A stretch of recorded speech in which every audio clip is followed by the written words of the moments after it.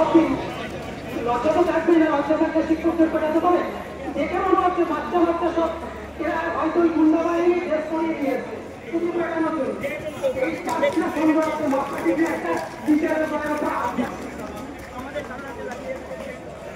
একটা পেটানোর জন্য যোগ্যতা লাগে। একটা মশলা টিপে টিচারের শিক্ষক শিক্ষিকাদের পেটাতেও ওই 8 পাস দিয়ে পেটানো যায় না। সেই জন্য একটা জিনিস মাথায় রাখবেন, গণতান্ত্রিক পদ্ধতিতে এইখানে যারা আছে শিক্ষক শিক্ষিকা শিক্ষাকর্মী প্রত্যেকেই হাতে কলম নিয়ে, আপনাদের মতো লাঠি নিয়ে নয়, হাতে কলম নিয়ে আজকে কিন্তু গণতান্ত্রিক পদ্ধতিতে শান্তভাবে এই আন্দোলন সংগঠিত করছে।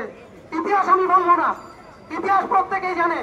সরকার চাইলে লিস্ট আলাদা করে দিয়ে দিলে সেখানে দাঁড়িয়ে কিন্তু এই শিক্ষক শিক্ষিকাদের বাঁচানো যায়। ওইসব গল্প ছেড়ে দিন। আপনারা চাকরির জন্য টাকা নিয়েছেন, আপনাদের বাড়ি ঘেরা হবে, এমএলএ মন্ত্রী তাদের বাড়ি ঘেরা হবে, দলটাকে বাঁচাতে হবে। তার জন্য আপনি আজকে এই একটা বিশাল সংখ্যক যারা যোগ্য চাকরি প্রার্থী, যারা শিক্ষক শিক্ষিকা শিক্ষাকর্মী, তাদেরকে বিসর্জন দিচ্ছেন। এই অন্যায়, এটা কিন্তু আপনার পরিবার, আপনার সন্তান, আমরা তো ক্ষমা করছি না, পরবর্তী প্রজন্ম কিন্তু আপনাদের ক্ষমা করবে না। এটা ইতিহাস হয়ে থাকবে।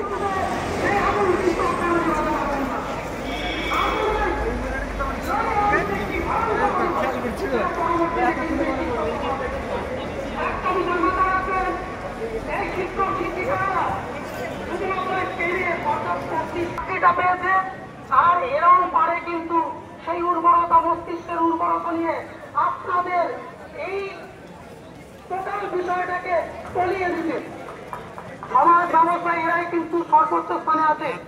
মস্তিষ্কের দিক থেকে উর্বরতা এবং সমাজ তৈরির কারিগর এই শিক্ষক শিক্ষিকা শিক্ষাকর্মী যখন পথে নেমেছে, এটা মাথায় রাখবেন যে এটা কিন্তু শুধুমাত্র আপনি ওই দিদুম পনির পদলেহন করে ওই চারটে একদম, আমি সেদিনকে দেখছিলাম একটা চটি একদম পাতলা হয়ে গেছে, জানি না কারা কত চেটেছে। সেই চাটার ফলে পাতলা চটি কিন্তু বেশি দিন থাকবে না, এই পাতলা চটি বেশি দিন থাকবে না। কি চলে আসে আইন, ভারতীয় সংবিধান, আমরা মনে করি ভারতীয় সংবিধান এবং আইন, এই সরকার চলছে। আপনারা যারা এখানে আছেন বলুন তো, একটা সরকার চলছে, এটা তো মনে হচ্ছে কোর্টের দ্বারা নিয়ন্ত্রিত একটা পশ্চিমবঙ্গ ব্যবস্থাপনার মধ্যে দিয়ে চলছে। এখানে কোথায় সরকার? একটা সরকার প্রতিনিয়ত তাদের দুর্নীতি, তাদের স্বজন পোষণ, তাদের যারা রয়েছেন তাদের পরিবারকে সুরক্ষিত করবার জন্য একটা ইন্ডাস্ট্রি তৈরি করেছে, কিন্তু সাধারণ মানুষের জন্য কি করছে? কিচ্ছু করেনি সাধারণ মানুষের জন্য। আপনারা সেইটা ভুলে গিয়ে চারটে পাতলা করে দিয়েছেন। আপনারা ভালো করেছেন, পাতলা করেছেন। এইবার এরা এই পাতলাটাকে সরিয়ে দিতে বেশি সময় লাগবে। আর একটু পাতলা করুন, আপনাদের বলবো যে আপনারা আরেকটু পাতলা করুন, আমরা এটাকে সরিয়ে দেবো 26-এ, চিন্তা করবেন না।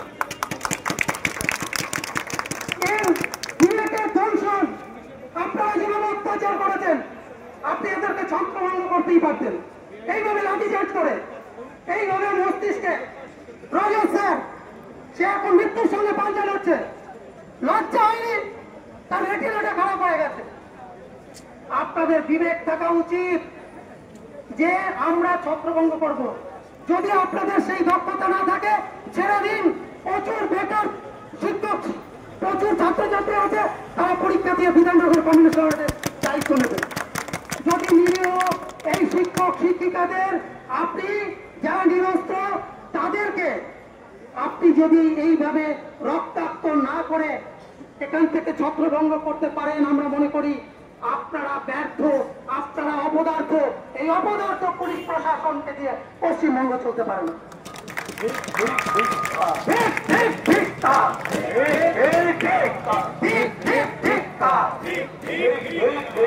সহজের কারণে মাথায় রাখবে, আপনারা কাজ করেন আমরা জানি, কিন্তু আপনারা সেইভাবেই করুন, দক্ষতার সঙ্গে করুন।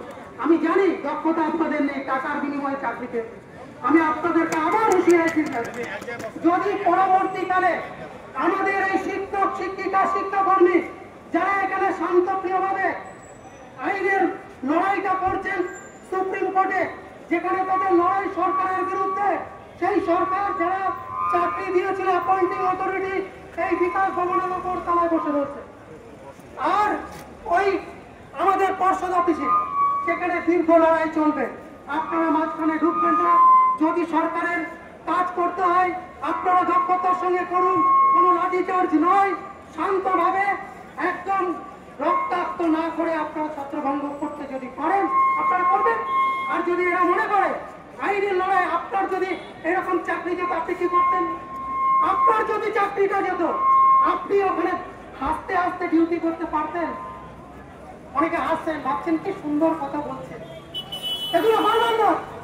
অসহায় মানুষগুলো, তার পরিবার, বৃদ্ধ বাবা মা, অনেকে স্টপ করেছে। পরশুদিন একজন শিক্ষক, তার সন্তান, তার চাকরি চলে গেছে, বাবা এই চিন্তায় স্টপ করে মারা গেছে। আপনারা দায়িত্ব নেবেন।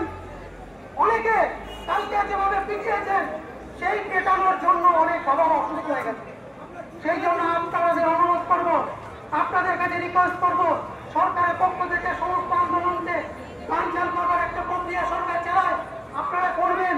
কিন্তু আপনারা কখনোই আর দ্বিতীয়বারের জন্য রক্তাক্ত করে কোনো আন্দোলনকে বানচাল করবেন। আপনারা করুন আপনার দক্ষতার মধ্য দিয়ে। যে যেখানে হচ্ছেন এই নিরস্ত শিক্ষক শিক্ষিকা শিক্ষাকর্মীদের কোন রকম রক্তাক্ত না করে আপনি এই আন্দোলনকে ছত্রভঙ্গ করুন, কোনো অসুবিধা নেই। কিন্তু আপনি রক্তাক্ত করছেন, আপনার হাতে রক্ত মাখা। আপনি বাড়ি গেলে আপনার সন্তান বলবে না বাবা হাতে রক্ত কেন?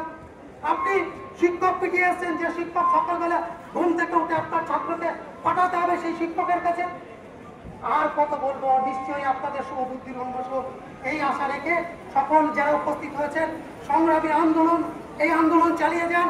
আমরা all post graduate teachers welfare association আপনাদের পক্ষে আছি, সব সময় আপনাদের পক্ষে থাকবো।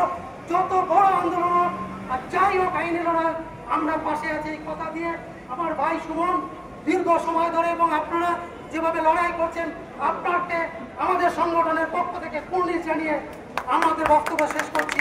সকলে ভালো থাকবেন, সুস্থতার মধ্য দিয়ে আন্দোলন নিয়ে যান। সন্তান আছে, বাবা মা আছে, সমস্ত কিছুকে মাথায় রেখে আন্দোলনটা এগিয়ে নিয়ে যান। আর এই সামনে যারা দাঁড়িয়ে আছে এদের সিভিকের ড্রেস এবং তৃণমূলের গুন্ডা বাহিনীর এই ড্রেস পরিয়ে যেভাবে আপনাদের উপর আক্রান্ত করছে, আপনারাও বলবেন যে আপনাদের সন্তানকে আমরাই মানুষ করবো। ছত্রভঙ্গ করুন, ছত্রভঙ্গটা করুন আপনার শুভবুদ্ধি, আপনার বুদ্ধিমত্তার মধ্য দিয়ে, লাঠির মধ্য দিয়ে নয়। ধন্যবাদ।